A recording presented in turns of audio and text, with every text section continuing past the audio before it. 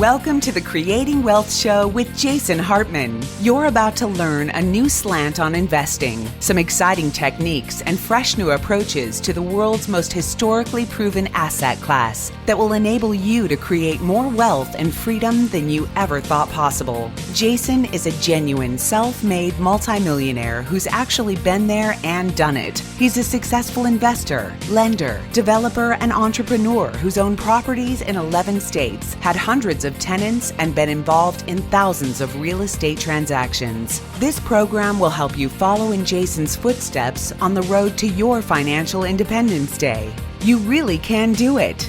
And now, here's your host, Jason Hartman, with the complete solution for real estate investors.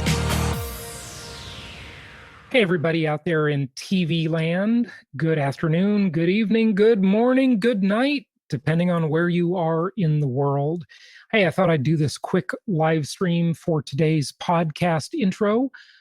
What episode is this? I think this is episode 1595, almost at episode 1600.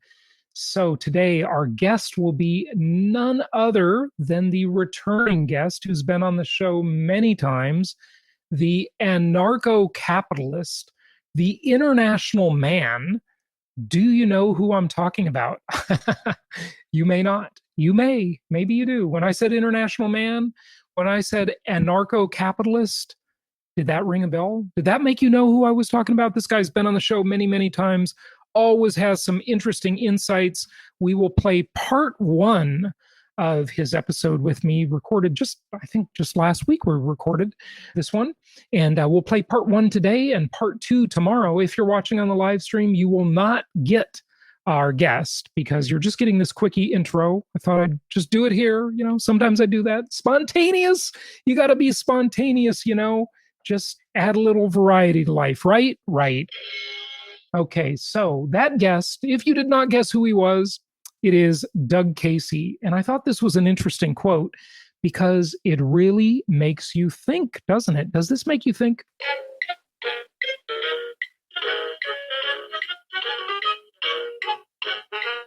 So it makes you think. And this is a quote that makes you think. You know, I always talk about how you can't hear the dogs that don't bark, right? You can't hear the dogs that don't bark. We don't know what is unseen. There is a profound impact of things unseen, a profound impact of things that did not happen. What is that impact? Well, here, this quote speaks to that, doesn't it? Doug Casey, our guest today, he says, the thought of how far the human race would have advanced without government simply staggers the imagination. That's interesting. See, most people think that without government, the end of the world would occur. Without government, we would have absolute chaos, anarchy. Doug is an anarcho-capitalist. And listen, just so you know where I stand, I do not go this far. Okay? I think the government has its place, but its place is dramatically smaller than what we have. What we have is absolute, overwhelming, central planning, dictator's paradise. What do I mean? Because all these folks that get into government are these little totalitarian dictators, right? If we didn't have a constitution limiting the government's powers, who knows what kind of disaster we would see, right? That's why the Constitution of the United States of America is such an incredible document. It literally gives me, as one ex-girlfriend said, it gives me goosebumps. Yeah, goosebumps. Because it is amazing how that document has just revolutionized the entire human race. It changed the world forever. Back in, 1776 to 1789, when that was developing, and it's certainly developed since then, we have more amendments, but really that first 10 amendments, the Bill of Rights, an amazing document. Only the second document in the history of the human race that actually limited power of government and increased the power of the person. You know what I always say, the bigger the government, the smaller the citizen. Think about that one. The bigger the government, the smaller the citizen. There's only a certain amount of space in the context, right? Either most space is taken up by the government in this space context that we have, or most is taken up by the citizen. And the US was really the only second example in human history, the first being, you know what I'm going to say, the first was the Magna Carta. Yeah, that was the first document ever that really limited the power of government. But the second one that greatly limited it was the United States Constitution.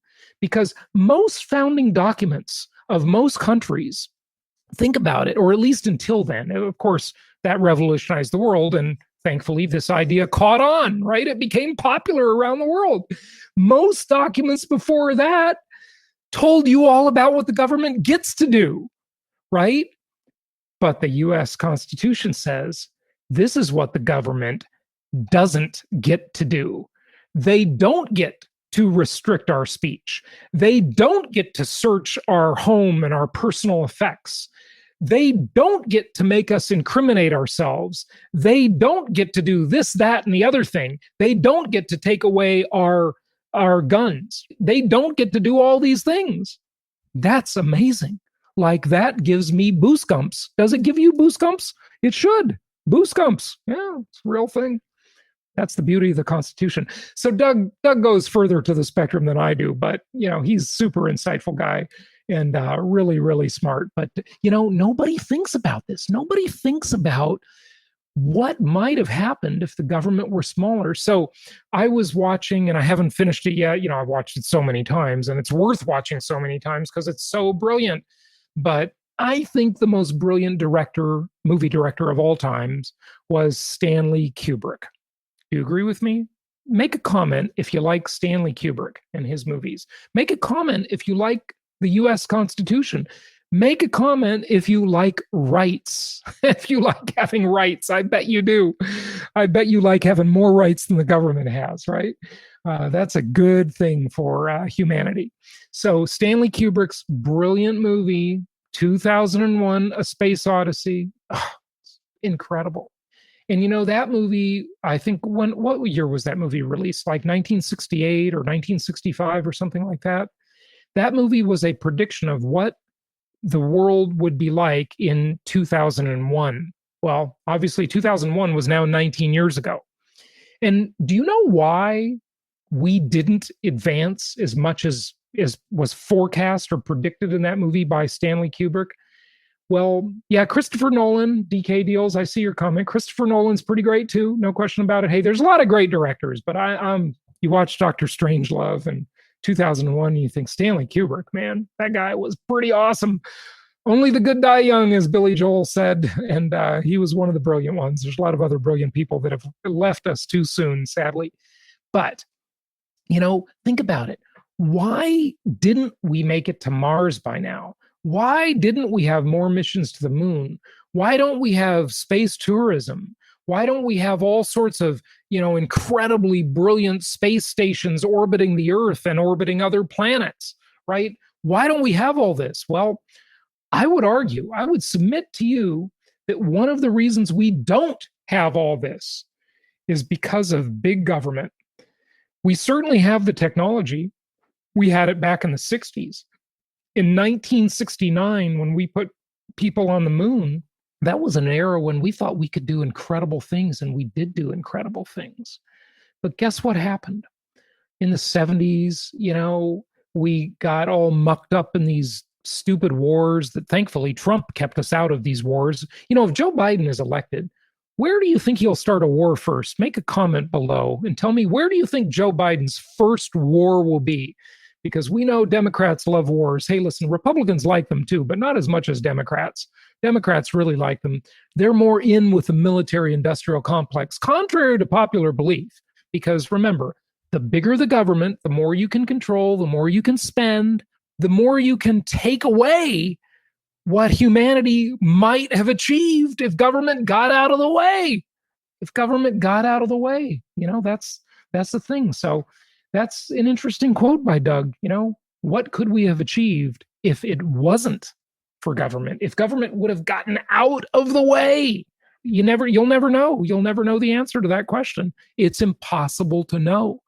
But certainly, you look at Kubrick, you look at, Arthur C. Clarke, you look at Isaac Asimov, you look at Ray Bradbury, you look at all these people that were talking about the future way back when, right? Buckminster Fuller would be another one. And they were predicting we would have done amazing things by now. And guess what we got instead? We got a welfare state. We got a bunch of dumbed down people. We got an education system that brainwashes people, that makes people think our country is evil and, we don't deserve our success and all this kind of stupid silliness. We got school lunch program. We got Obamacare. Instead of exploring the stars and achieving incredible things and, being able to fund science and, research and things that would have led to incredible advancements, we got the welfare state. We got a bunch of people who believe in socialism and, all this absolute stupidness, right? So that's what we got instead, folks. I don't think the trend's going to reverse, sadly. So we'll get some technological advancement, of course, but when are we going to actually build something again? When are we going to build another Golden Gate Bridge or another Empire State Building or, something? I mean, like, where did all these great, incredible things go? You can't hear the dogs that don't bark because the space got sucked up by the central planners and the welfare state. And so that impedes all that great innovation. Okay, so important thing next week, or this week, I should say, on the live stream on Sunday, I'm going to talk about this, the investment strength matrix. Now, this is something that I talked about for the first time, I think 9 years ago at my 2011 Meet the Masters conference in Irvine, California. And let's talk about how different assets perform vis-a-vis inflation, vis-a-vis deflation, and vis-a-vis stagnation. How do these different assets perform? So on Sunday's live stream, that's what we're going to do. One of our viewers said, as I was talking about the election and so forth, why can't we talk more about real estate? Okay, next Sunday, that's what we're going to talk about, regardless of who is president next Sunday. Hey, I was going to change the name on my Facebook profile to President-elect Jason Hartman, President-elect. I figured if the AP, the Associated Press can announce our president-elect, I could just decide I'm the president-elect. It's by fiat. It's like fiat money, right? We could do it. Okay, so a lot of you have been asking for this. We have a webinar coming up on Thursday that you must sign up for because you're going to want to check this out. We have a local market specialist, a builder in Charlotte, North Carolina, a fantastic market. Yes, we do. Yes, and we're going to have them on a webinar on Thursday. Go to jasonhartman.com/Charlotte. Great properties there, incredible properties. You're really going to like them. So check that out. Go to jasonhartman.com/Charlotte and register for this webinar. Brand new construction, Charlotte, North Carolina. Check it out. jasonhartman.com/Charlotte. Register. It's totally free. And you're going to love it. You're going to love it. And also, we've got a little teaching on that webinar. We're not only going to talk about the Charlotte properties, but we're going to talk about some things that are going on in the marketplace that you're going to want to know about. Okay, some just general economics and real estate market news as well. I forgot to do that on our last webinar when we did one last week on Sweet Home, Alabama. By the way, if you missed that one, jasonhartman.com/Sweet Home. Just like Sweet Home, Alabama. New construction in Alabama and Charlotte right now. Really rare to get this stuff, folks, so check it out. Don't miss that. Okay, so Lawrence Yun, who's been on my podcast before, he is the chief economist for NAR, the National Association of Realtors. And guess what he says? He says median home prices are rising much too fast. Much too fast. They're going up too fast. Lawrence Yun says, stop the presses. The prices are going up too quick. No bueno. Lawrence Yun says, no bueno. Prices are going up too quick. Well, he might not be wrong about that, folks. Prices are going up really fast.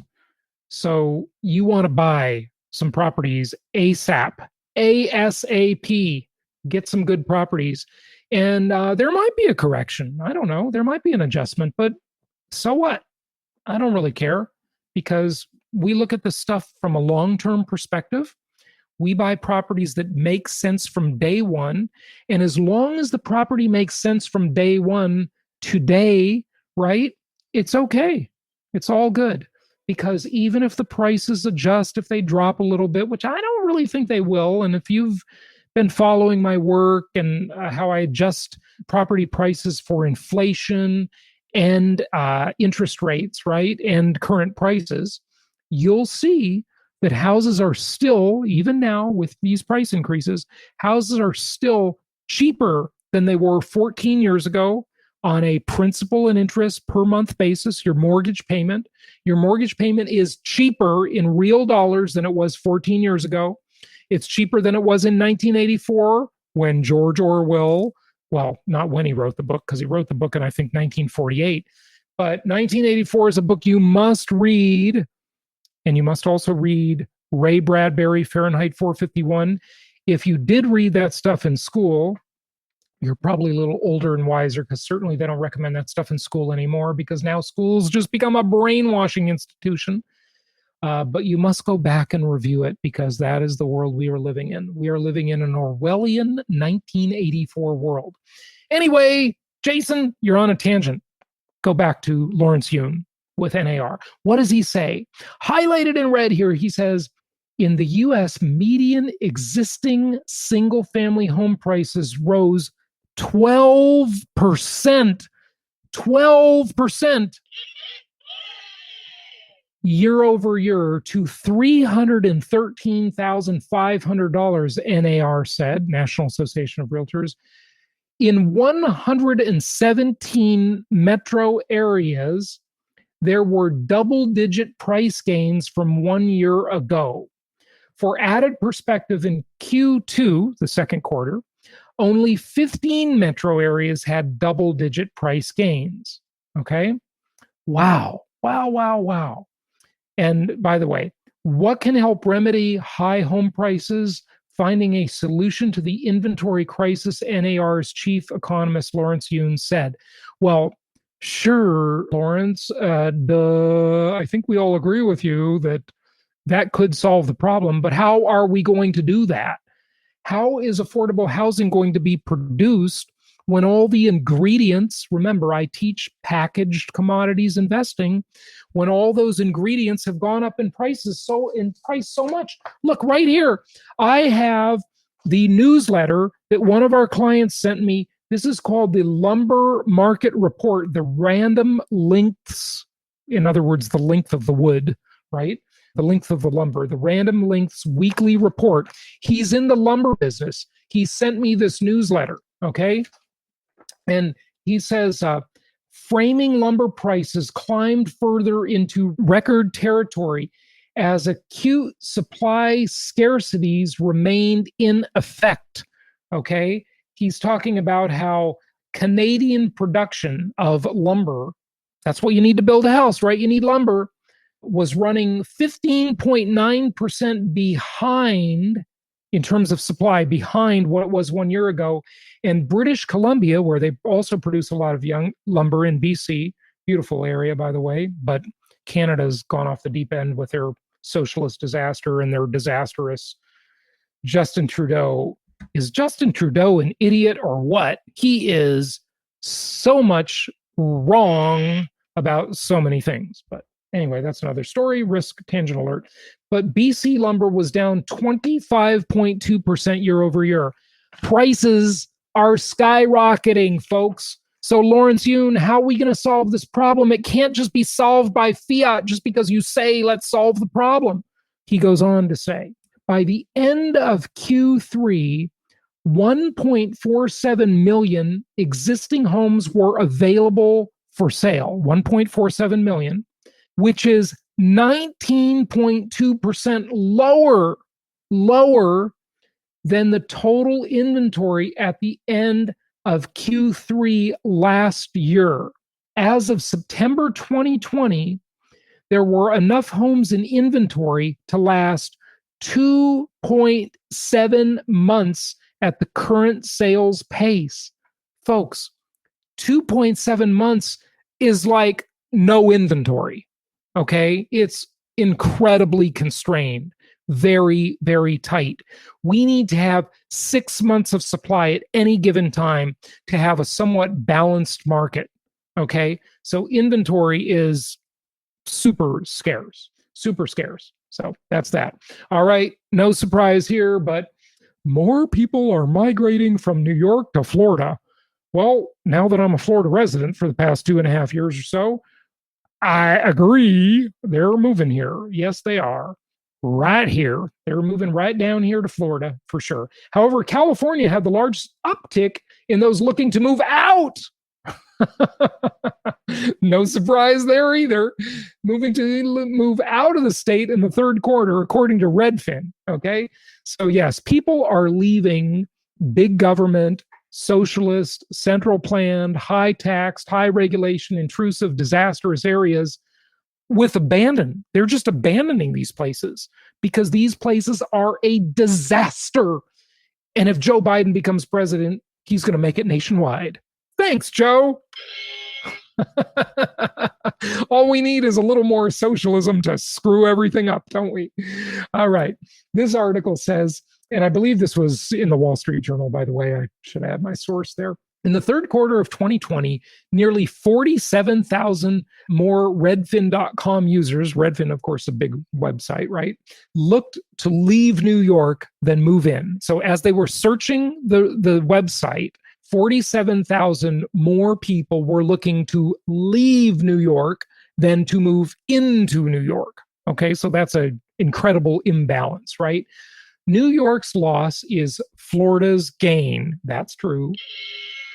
Redfin economist Taylor Marr said in a report, quote, when the pandemic hit the U.S. in March, remote workers started leaving New York City and its ultra expensive housing in search of wide open spaces, sunshine. You know, Florida is called the Sunshine State. It says it right on my license plate, okay,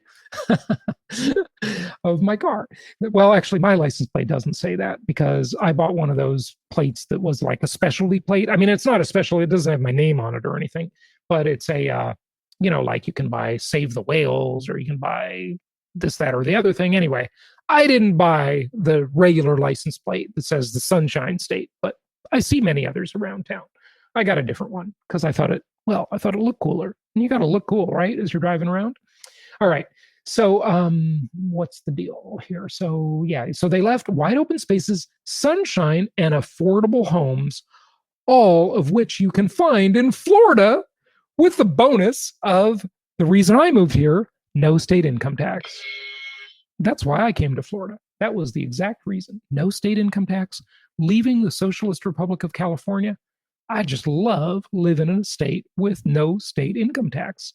With the money I save not paying the Socialist Republic of California, it's like I can pay for a yacht every year. I can just get an extra yacht. I don't even have one yacht because I owned a yacht before when I lived in Newport Beach. And that was a very expensive bad deal. But I think I might talk myself into another very expensive bad deal because I don't have any state income tax. It's like a wash, right? I can have a yacht, but when you look at the word, it looks like yacht. Okay. I can have a yacht for free, or I could just pay Gavin Newsom, the communist governor of California, and not have a yacht and just pay him instead, right? So yeah, it's a pretty good deal here. By the way, speaking of which, if you are interested in learning about asset protection, estate planning, and reducing your taxes, yes, if you want to reduce your taxes, you need to have entity structuring. And we have a free webinar on just that subject that you can find right here, jasonhartman.com/protect. This has been, without a doubt, our most requested and most popular webinar. jasonhartman.com/protect. Go check that out. And be sure you are subscribing to our Property Cast. It is the most unique podcast in the world. Why is it unique? Because it has no sound. Yep. You're not going to hear me. You're not going to hear anything. You're not going to hear anybody. It's sound free. It is sans sound, like a font that is sans serif, meaning it has no serifs. And this one has no audio, sans audio. It's no sound. Well, what do you have then? What you get sent like a podcast, instead of audio or video, you get PDFs sent to you. And those are the pro formas for our properties, for investment properties, with all the numbers, so you can analyze the deal. You get them delivered to you via podcast. Yes, I pioneered this idea, folks. Do not copy me if you are listening, competitors, because if you do, you will burn in hell. You'll burn in hell. Competitors, if you're listening and you try and copy me, you will burn in hell. I'm just saying. That's what the Lord told me. Okay, so that was my idea. I pioneered it. Everybody said it couldn't be done, but I said it could be done, and it has been done. All right, so enough sound effects. Jason, I think you're overdoing it on the sound effects, and people are going to be annoyed. Okay, shut up. All right, for those of you listening on the podcast, right now you're going to hear Doug Casey. For those of you just catching this on the live stream on Facebook or YouTube, we'll see you next time. Either way, happy investing, and let's go to Doug Casey. Here he is. And by the way, if you're listening on the live stream, just check out the podcast episode today, and then you'll hear Doug Casey. All right, happy investing. It's my pleasure to welcome back Doug Casey, a returning guest. He's been on the show many times, and he is the founder of Casey Research, the international man, the author of many books, and a man with a lot of insight. And we want to talk about what to expect after the election. Doug, welcome back. How you doing? Good, Jason. Nice to talk to you. I'm talking to you right now from Charlottesville, Virginia, which experienced its riots a couple of years ago. It's quiet now. Sure did. You have homes in Aspen, Colorado, and in Argentina as well, right? And Uruguay as well, which is actually quite different from Argentina, even though it's right next door to a small country.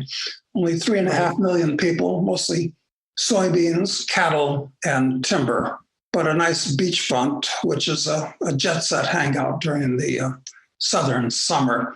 But I just came from Aspen, drove across country, listening to NPR. And did you get brainwashed? Well, you hear something enough times by a reasonable sounding person, and after a while it's happened to all of the United States, the whole country, since the media is totally dominated by leftists. In fact, everything in the U.S. is dominated by leftists. It pretty much seems that way. Big tech is dominated by leftists, Hollywood, book publishing, media. It is like you'd think the whole country is left, but it's not. Clearly it's not. But the left have the voice, don't they? Yes, they do. And certainly in the little white bread mountain town of Aspen, Colorado. I call it the People's Republic of Aspen, Colorado, where I just drove in from. And you've lived there for a long time. When did you buy your ranch in Aspen? Well, I bought this ranch 20 years ago, but I'm planning on selling it now because Aspen is being inundated by rich people from New York and LA and San Francisco. And people. Okay, so what's wrong with that? Most people would say, Doug, what's wrong with that? Well, nothing wrong with it from my point of view as a landowner. The ducks are quacking. I'm going to feed them because these are wealthy people that are moving to Aspen. It's funny, the wealthy people in the People's Republic of Aspen hold all these BLM-friendly views, but apparently they're running away from BLM in their native cities. That's exactly what they're doing. It's like Tim Cook, CEO of Apple, massive hypocrite that he is. When they opened that Apple meeting right after the George Floyd incident, he decided he had to give us all a lecture on racism, yet he doesn't live anywhere near those type of environments and has probably never come in contact with them in his entire life. He's a complete, typical white hypocrite elitist. It's unbelievable. I mean, I grew up in those neighborhoods, okay, where there was violence and mugging and broken windows and crappy neighborhoods of Los Angeles. That's my upbringing. I went to integrated schools. I actually lived in those environments, right? But these people who have never experienced anything like it, have no concept, somehow feel the need to do all this virtue signaling. They're so self-righteous and hypocritical. It's absolutely pathetic. You're right. And when you were growing up, there might have still been a smattering of the values of the Beach Boys and surfer culture and car culture from the 60s. But that's all been washed away now as being very politically incorrect. So right. No more Gidget. No. With a little bit of luck, California, or at least the coastal counties in California and Oregon and Washington, will separate from the U.S. But secession's been tried before in the U.S., and it wound up badly with the so-called Civil War, which I've got to point out that the unpleasantness of 1861 to 1865, which we might see a redux of, was not a civil war. It was a war of secession. It shouldn't be called a civil war because a civil war is a war where two or more groups in a nation state attempt to take over the government. Civil war is more like a coup then. Well, no, a civil war is where two or more groups decide to fight for control of the central power, Washington, D.C. What we had in the 19th century was a war of secession, where the South simply wanted to part company from the North. Mm-hmm. There was no need for any violence. And it wasn't about slavery, incidentally. That's another thing, which is a factoid. A factoid, incidentally, is not a little fact. It's a false fact, like an android is a false human or an asteroid is a false star. Mm-hmm. One of many words that have been misused. Right. That's great. I like the definition. So, but tell us more about the distinction, Civil War, coup, and secession movement. Okay. Well, if you have a secession movement, if two groups disagree with each other seriously, political aspects, economic aspects, cultural aspects, it's best that they part company, because when you have one government that's making all kinds of laws and regulations and taxes, one group or the other gets control of it and punishes the weaker group. So they actually shouldn't be in one country. And that's where we are right now. That's where we were in 1861. And it could have just been a simple secession where the South parted and went its own ways. It was different in all those ways. We can talk about that. And really, when one group gets in control of the Treasury and the House Ways and Means Committee and decides it can tax and spend the other group's money, isn't that called taxation without representation? Yes, it is. And of course, this whole idea of democracy is very problematical. Look, to start with, the idea of democracy it boils down to two wolves and a sheep deciding to vote on what to have for dinner. Right. Then people say, well, as Churchill said, democracy is the worst system of government except for all the others. That's incorrect, actually. And we can talk about that, but because Churchill said it and it was a bon mot, people believe it. But Churchill said something else, which is more appropriate, and that is the best argument against democracy is a 5-minute conversation with the average voter. And there he was being candid and correct. So, no, I actually don't believe in democracy. It's not the best way to organize people politically. So is representative republic the best then? No, I don't think so. Actually, this may shock some of our listeners because they have a bad impression of it, a misimpression, is I've been an anarchist for most of my life. And anarchism. So why don't you explain anarcho-capitalism then? Because that, to a lot of people, including myself, seems pretty radical. But tell us more about it. It's scary.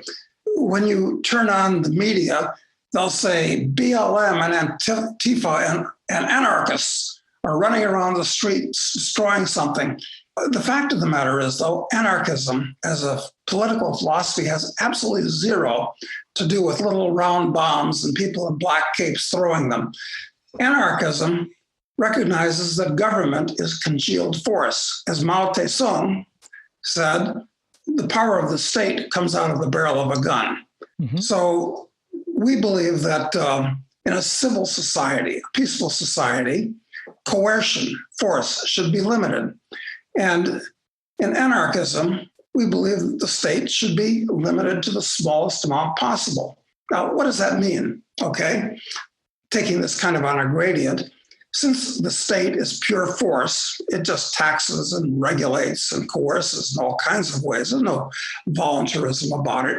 The state should perhaps have an army to protect you from foreign predators, have a police force to protect you from domestic predators, and have a court system so you can adjudicate disputes without resorting to violence. Yeah, now, that sounds pretty Ayn Randian, right? Yes, exactly. And if the state did nothing but that, that would be fine. I could live with that. But the fact is that those three functions of government are way too important to be left to the kind of people that inevitably go into government. The kind of people that go into government are people that like to control other people. I mean, naturally, it's like the kind of people that go into the mafia are criminals, the kind of people that live in Las Vegas are gamblers, the kind of people that live in New York are upward mobile. There's all kinds of things. Well, the kind of people that go into government aren't the best and the brightest, they're the poorest and the worst. So anarchists ideally want to do without government at all, which is possible. It's a whole different conversation we can have. But in the meantime, let's not just pare government down. Let's chop it away with the meat axe, because about 90% of what the government does today in the United States either shouldn't be done at all or can be done much better by profit-seeking entrepreneurs. So I want to get into the election stuff and not totally stick too much on this philosophical stuff, but it is interesting because I love talking about this macro philosophical, the ideology of what government should be and so forth. But I do want to ask you one thing about that. And I generally agree with you, although it doesn't always go right. And one area where I think it has gone sadly wrong, letting the sort of the free market, and it's not free, it's all crony capitalism. So that would be a misnomer. So I apologize in advance. But privatized prisons, bad deal. I don't think there should be a profit motive for incarcerating people. That has not worked out well. Thoughts on just that one? Okay. To start with, the criminal justice system doesn't change just because the management of the prisons are for profit. The reason it does when the judges get bribed, though. Well, of course, which is another argument to depoliticize the court system and make it an adjudication system where adjudication courts would compete with each other on the intelligence, the speed, the fairness, and the low cost of their decisions. Very, very different from the court system today, where it's impossible to get in. And once you get in, you can't get out, and you're bankrupted if you are. Okay, prisons. Purpose of a prison in a free market society would be to, number one, well, several things are equal, but one of the most important things would be to ensure that the miscreant makes reparations to the person that he damaged. So if there's any profit to be made from keeping these people in prison, it should go to the person who was harmed. Yeah, it's called restitution, of course. Exactly. Yeah. There's no restitution to speak of in today's system. Yeah. In a free market system, if somebody had to be incarcerated, which is another question, because I'm not interested in punishing somebody, I'm interested in making the victim whole. That's number one. And there are a lot of people that are in prison that could be productive if they realize that their sentence was not a matter of how many years, but a matter of how many dollars they had to somehow create or earn to pay the debt back. So the whole basis of private prisons are horrible, and they have an unjustly deserved bad reputation because of what they have to do. They have to incarcerate people for a certain number of years and try to make as much money as they can. Hey, listen, we're both real estate investors, Doug, and I would love it if I could force people to rent my properties and have zero vacancy and have triple occupancy, it's called overcrowding, right? As a capitalist, that sounds great, but the system just gets malign and perverted. So I agree with you. It should be about restitution rather than, time, for sure. This will be continued on the next episode. Thank you for listening and happy investing.